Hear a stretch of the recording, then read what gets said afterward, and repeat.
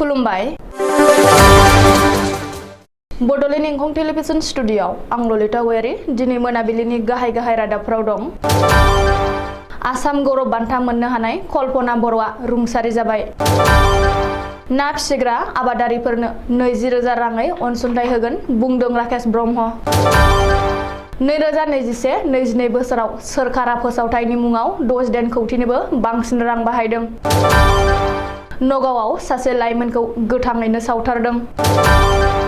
दिनै ईद उज जहा इस्लाम धोरोमारिफ्रा दुंब्रुदै फालिदों। डिमाकुसियाव मैदेरनि गाग्लोबनायाव सासे सुबुंनि जिउ खहा। दानिया फैदो आबुं रादाबाव।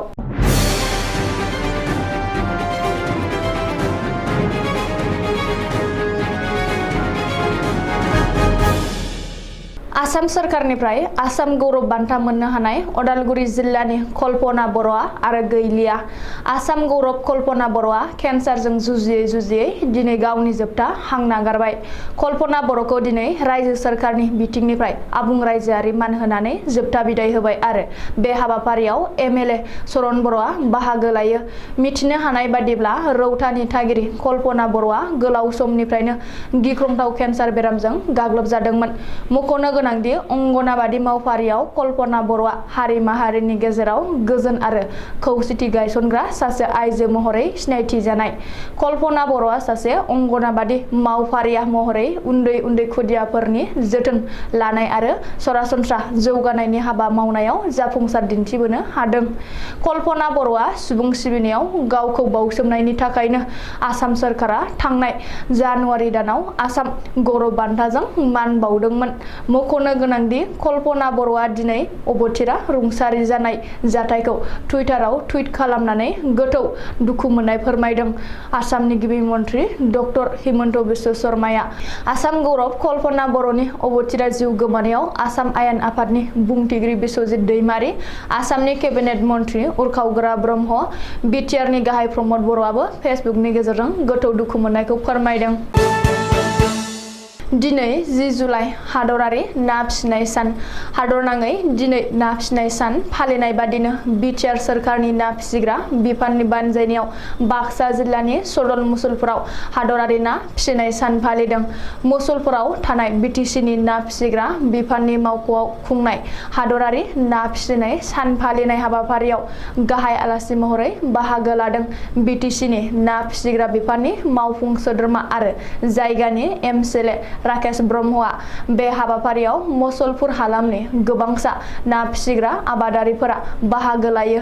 बे हाबाफारिजों लोब्बा लाखिना बिटिआरनि ना फिसिग्रा बिफाननि दिनै ना फिसिग्रा आबादारिफोरनि थाखाय मोनसे गोदान बिथांखि बेखेवदों। मख'नो गोनांदि बे हाबाफारियावनो बिटिआरनि ना फिसिग्रा बिफाननि मावफुं सोद्रोमा बिटिआरनि ओनसोलाव थानाय सा 70 साबसिन ना फिसिग्रा आबादारिफोरनो 20,000 राङै अनसुंथाइ होगोन होनना फोसावो। बबेखानि दिनैनि बे हाबाफारिनि गेजेरजों मावफुं सोद्रोमा राकेश ब्रह्मआ सा 10 ना फिसिग्रा आबादारिफोरनो 20,000 राङै राङारि अनसुंथाइ होयो। आसाम सरकारा 2021-22 बोसोराव एडभार्टाइज फोसावनाय एबा सोरखारि हाबा-हुखा फोसावथायनि मुङाव 60 कौटिनिबो बांसिन रां बाहायदों। आरटिआइनि गेजेरजों सोराङाव फैदों। रायजो सरकारा एडभार्टाइज फोसावनायनि मुङाव बाहायनाय रांनि हिसाबा सहाय असम मुंनि मोनसे बोसोरारि फसंथाना बेनि सायाव आरटिआइ होदोंमोन।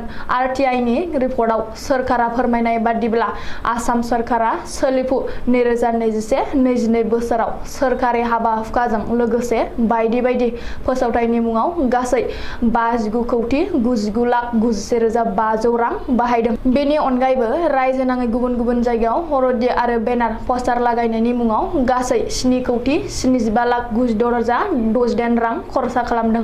मख'नो गोनांदि आसाम सरकारनि रां बाख्रियाव रांनि आंखाल जानायनि थाखाय रोजा कौटि रां दाहार लाना रायजो सालायनो गोनां जानायनि उनावबो हिमन्त बिश्व शर्मा दैदेननाय सोरखारा फोसावथायनि मुङावबो कौटि रां बाहायनाया सरासनस्रा रायजो राजाफोरखौ साननो गोनां खालामदों। नगावआव सासे लाइमोनखौ गोथाङैनो सावथारनाय जाथाया ओनसोलनाङै दुंहाव थासारि सोमजिहोदों। मिथिनो हानाय बादिब्ला नगाव जिल्लानि बेन्दोङाव थानाय बरमपुर बरलालुं गामिनि रनजित बरदलै मुंनि सासे लाइमोनखौ गामिनि रायजोफ्रा गोथाङै सावथारदों। सनिबारखालि बेलासियाव जादों बे जाथाया।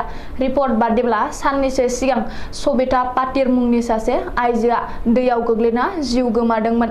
नाथाय गामिनि सानैसो सुबुङा बे जाथायजों भारती बरदलै मुंनि आइजोआ लोब्बा दं होनना सन्देह खालामदोंमोन।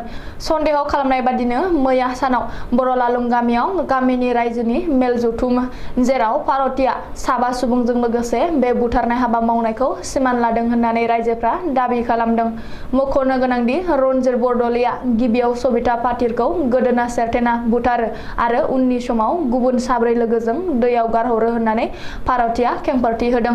भारतीया बेफोरबायदि खेंफोरथि होनायनि उनावनो गामिनि रायजोफ्रा बेलासिनि 3 रिंगायाव रनजित बरदलैखौ हमना लाबोना दंफाङाव खाना बुग्लियो आरो केरासिन लुना सावथारो। उननि समाव गामिनि रायजोफोरानो रनजित दासनि गोथै सहखौ हाखर जावना फबनानै दोनो। ओरैहाय बे जाथायनि बागै खौरां मोननाय लोगो लोगो सामागुरि पुलिसआ जाथायसालियाव थांना रनजित बरदलैनि गोथै सहखौ बुरखांनानै पस्टमर्टेमनि थाखाय दैथायहरो। बबेखानि गामियाव पुलिसआ थांनाय लोगो लोगो गामिनि रायजोफ्रा खारखोमालांजोबोब्लाबो सोंनाय फिननायनि थाखाय साबा आइजोफोरखौ पुलिसआ हमो होननानै मिथिनो हादों। दिनै ईद उज जहा दुलाराय बुहुमजों लोगोसे आसामावबो इस्लाम धोरोमारिफ्रा दिनै रंजानायजों ईद फोरबो फालिदों। धोरोमारि फोथायनाय आरो दोरोङारि नेमखान्थिजों इस्लाम धोरोमारि रायजो राजाफ्रा दिनै फुङावनो ईदनि नामाजाव बाहागो लाना गोजोननि थाखाय आरज गाबदों आरो सासेया गुबुन सासेनो हामबाय होदों। उदालगुरि जिल्लानि डिमाकुसियाव फिन हाग्रानि मैदेर आरो मानसिनि गेजेराव दावहा। बे दावहायाव सासे सुबुंनि जिउ गोमादों।